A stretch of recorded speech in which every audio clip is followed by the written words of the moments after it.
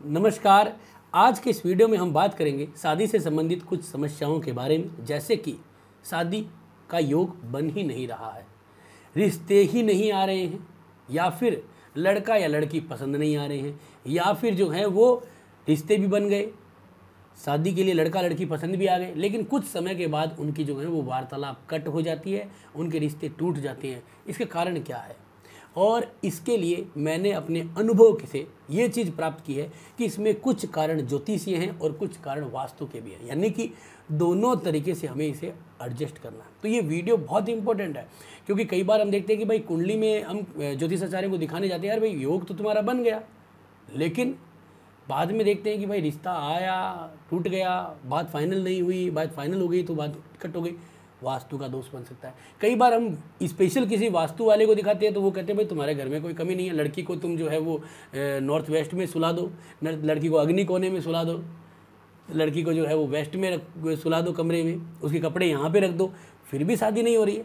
तो आज इस वीडियो के माध्यम से हम दोनों ही पद्धतियों का समावेश करेंगे और उन देवताओं के बारे में बताऊंगा और कुछ उपाय बताऊंगा।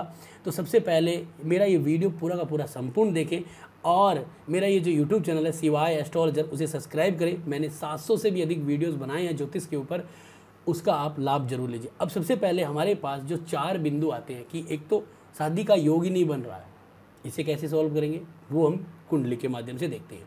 दूसरा पॉइंट होता है कि भाई रिश्ते ही नहीं आ रहे हैं, इसे हम वास्तु के तरीके से देखेंगे। तीसरा जो पॉइंट होता है वो कि रिश्ते तो आ रहे हैं लेकिन लड़का या लड़की पसंद ही नहीं आ रहे हैं। उसके बाद चौथा जो पॉइंट है कि भाई लास्ट टाइम पे बात जो है वो कट हो जाती है, फाइनल नहीं हो पाती, तो इसको हम वास्तु के अकॉर्डिंग देखेंगे।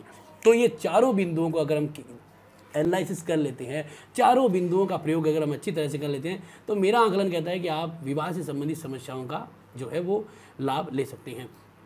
देखिए, अब सबसे पहले आपकी स्क्रीन पे एक जन्म कुंडली आ रखी है, ये एक प्रश्न कुंडली है।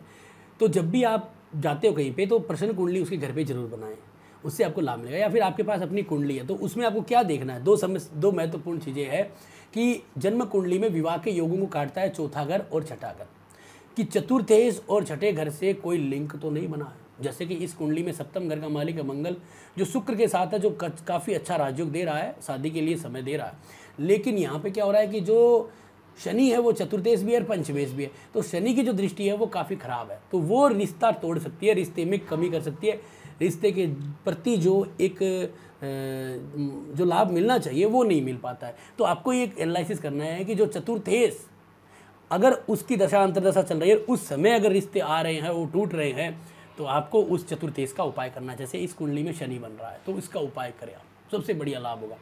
और जैसे कि यहाँ पे देखिए छठे घर का मालिक है गुरु, वो यहाँ पे क्या कर रहा है कि जन्म कुंडली में सप्तम घर में बैठा, तो वो वेरिस को होने नहीं देगा। अब गुरु के साथ डिग्री से कौन सा ग्रह जुड़ा हुआ है उसको देखिए। जैसे गुरु यहाँ पे क्या है 3 डिग्री का है, अब यहाँ पे बुध भी बैठा है, बुध 13 डिग्री का, दोनों के अंदर नक्षत्र का फर्क है। इसका मतलब बुध विवाह दे सकता है, और बुध नवमेश भी है, भाग्य का स्वामी है, तो बुध विवाह दे सकता है। तो जब बुध की दशा अंतरदशा आए तब गुरु के उपाय कर दीजिए, बुध रिजल्ट दे देगा, क्योंकि बुध जुड़ा हुआ भी नहीं है और गुरु क्या कर रहा है, इस घर को काट रहा है, तो आपको गुरु के उपाय करते ही बुध के लाभ आपको मिल जाएंगे। इसके बाद सूर्य उच्च का है, वो भी लाभ दे सकता है। सूर्य देखिए 22 डिग्री का भरणी नक्षत्र में है, तो आपको लाभ मिल सकता है। आपको क्या करना है कि वो 2 ग्रह लेने हैं या वो 3 ग्रह लेने हैं, यानी कि जैसे कि हमने बुध को लिया, सूर्य को लिया, जो दोनों के ग्रह जो हैं वो कहीं ना कहीं हमें क्या दे रहे हैं कि आपके चतुर्थेश और सप्तमेश से बच रहे हैं। अब शनि की दृष्टि जरूर है इनके ऊपर, लेकिन बुध जब अपनी दशा में आएगा तो ताकतवर होगा, या फिर उसकी जो अगर हम रत्न पहन लेंगे तो ताकतवर होगा, वो रिजल्ट देगा, और शनि के हम दान कर देंगे तो हमें लाभ मिलेगा। तो हमारे क्या होगा, इससे हमारे योग बनेंगे। अब जैसे पहला जो बिंदु था हमारा कि भाई शादी के योग ही नहीं बन रहे हैं, तो सबसे पहले तो योग यहाँ पे बनेंगे, तब जाके आगे काम बढ़ेगा। तो यहाँ पे योग इस तरह से हमें बनाना पड़ेगा कि जो हमारा छठे घर का और चौथे घर का जो मालिक है उसको कमज़ोर करना पड़ेगा, उसकी दशा अंतरदशाओं में लाभ नहीं मिलेगा। वो अगर गोचर में भी देख लेगा तो भी लाभ नहीं मिलेगा। जैसे गोचर में अभी गुरु मेष राशि में है और सप्तम घर है, तो फिर आपकी कोई भी दशा आज की डेट में मान लीजिए कि आपकी जो दशा चल रही है जब तक कि 2024 से बुध चलेगा, तो आपको कोई परिणाम नहीं मिला। हाँ, उस समय तक गुरु यहाँ पे इस घर को छोड़ देगा, लेकिन आपको यहाँ पे मैं एक आइडिया से कह रहा हूँ कि वहाँ पे आपको परिणाम नहीं मिलेगा। तो इसलिए आपको क्या करना है कि वो टाइम पीरियड निकालना। अगर वो टाइम पीरियड लेट आ रहा है तो आप जो भी इक्विलेंट दशा आ रही है, यानी कि जैसे मान लीजिए कि टाइम पीरियड बुध और सूर्य की दशाएं लेट आ रही है, 5 साल बाद आ रही है, तो 5 साल थोड़ी ना, तो उसके अंदर मान लीजिए कि किसी की शुक्र की, मंगल की दशा आ रही, तो उनके नक्षत्र को आपको देखना है, और नक्षत्र का स्वामी अगर चतुर्थ और सप्तमेश से जुड़ा हुआ है, वो आपके सप्तमेश, नवमेश, दूसरे घर, लाभ घर से जुड़ा हुआ है, तो उसके समय में आपको शादी का योग का मुहूर्त, मतलब शादी के लिए बातें करने की जो है वो लाभ लेना चाहिए। तो उससे क्या होगा कि आपके शादी के योग बनेंगे, वो आपका शादी का एक योग होता। तो पहला बिंदु ये हो गया। इस योग के बाद दूसरा बिंदु होता है कि भाई हमारे यहाँ पे जो है वो रिश्ते ही नहीं आ रहे हैं। अब योग तो हमने देख लिया, अब रिश्ते नहीं आ रहे। इसका मतलब क्या है कि हमारे घर के अंदर, वास्तु की बात हो रही है, हमारे घर के अंदर जो है वो सोशली कनेक्शन ही कट चुका है। इसका मतलब कि इष्ट, हमारे घर का इष्ट खराब हो चुका है। इष्ट से क्या होता है कि हमारे घर के अंदर जो सोशल जो कनेक्शन है, हमारे जो रिश्तेदार हैं, हमारे जो लोग हैं, जैसे आपके सामने एक वास्तु चक्र है, इसके अंदर अगर आप देखोगे तो सूर्य क्या है कि इष्ट का कारक है, जहाँ पे हमें ये सब चीज़ें मिलती हैं, सोशल जो है वो, अब उससे रिश्ते नहीं बने। इसका मतलब हमारे घर के अंदर एक देवता जो है जिसका नाम है आर्यमा, वो कहीं ना कहीं आपके जो है वो दूषित हो चुके हैं, आर्यमा देवता। तो उसके लिए आर्यमा देवता की पूजा करें, जिसके लिए आप सूर्य की ही पूजा कर सकते हैं, जिसमें आदित्य हृदय स्तोत्र, भगवान विष्णु के मंदिर में या सूर्य मंदिर हो तो वहाँ पे केसर दान कर सकते हैं, जिससे कि आपको लाभ मिलेगा। आप अपने घर के अंदर ईस्ट साइड में सूर्य से संबंधित चीज़ें लगाएं, या 7 घोड़ों की तस्वीर लगा लीजिए, उससे भी आपको लाभ मिलेगा। और ईस्ट साइड की चीज़ों में आप देखिए कि ईस्ट को काटने वाला कौन है। ईस्ट को हमेशा ही नुकसान देता है वेस्ट। तो वेस्ट की जो चीज़ें होती है उनको वहाँ पे ईस्ट पे न रखें, आपको लाभ मिलेगा। उससे क्या होगा, आपका सोशली कनेक्शन होगा। तो आपके योग हैं, सोशली कनेक्शन हुआ, रिश्तेदारों के पास गई बातें कि भाई लड़का जो अच्छा काम कर रहा है, उस वहाँ पे भी एक अच्छा लड़का है, तो एक फ़ायदा हुआ। तो इसके बाद होता है तीसरा बिंदु, यानी कि लड़के या लड़की पसंद नहीं आ रही है। अब कारण क्या है ज्योतिष के अंदर? उसका कारण होता है कि हमारी जो ग्रह मैत्री या राशि जो होती है उसके कारण हमें कहते हैं कि भाई लड़का या लड़की पसंद नहीं है। तो उसमें हम क्या कर सकते हैं कि चंद्रमा का जो एक अष्टक वर्ग आता है, सर्वाष्टक वर्ग में यहाँ पे देखें चंद्रमा, तो इस चंद्रमा का जो है एक बीनाष्टक वर्ग बनता है। इस बीनाष्टक वर्ग में सबसे ज़्यादा जो बिंदु होते हैं, जैसे इस कुंडली में मेष राशि में सबसे ज़्यादा बिंदु हैं 1, 2, 3, 4, 5 और 6।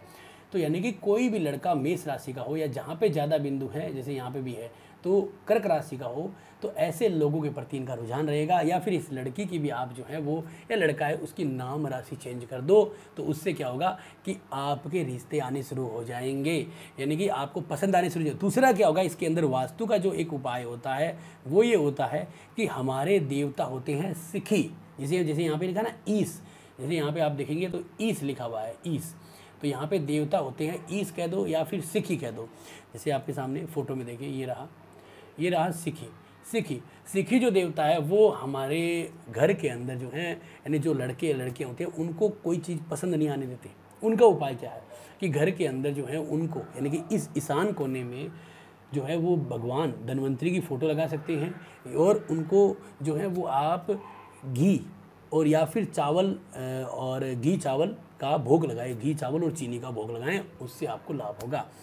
ये सबसे महत्वपूर्ण उपाय है। इसके बाद जो सबसे महत्वपूर्ण चीज़ होती है कि भाई रिश्ते एकदम फाइनल जो है वो रिजल्ट नहीं आ रहा है, कि फाइनल तक नहीं पहुंच रहे, तो उसके लिए जन्म कुंडली के अंदर सबसे इम्पोर्टेंट है कि जो ग्रह सप्तम भाव का स्ट्रांगली परिणाम दे रहा है, यानी कि वो और उसका नक्षत्र दोनों के दोनों कहीं ना कहीं सप्तम भाव से जुड़े हुए हैं, उस ग्रह का रतन पहन लो, उससे आपका रिश्ता एकदम फाइनल टच पे आएगा। पहली बात तो एक। दूसरी बात कि आपके घर के अंदर जो है वो साउथ वेस्ट के कोने में, यानी कि जो आपके घर का साउथ वेस्ट का कोना, जैसे ये साउथ SW है, तो साउथ वेस्ट के कोने के अंदर नॉर्थ ईस्ट का कोई भी सामान, यानी कि नीले चीज़ों का कोई भी वस्तु या जल तत्व वस्तु नहीं होनी चाहिए, जिससे कि आपको फाइनल टच देने में दिक्कत आए।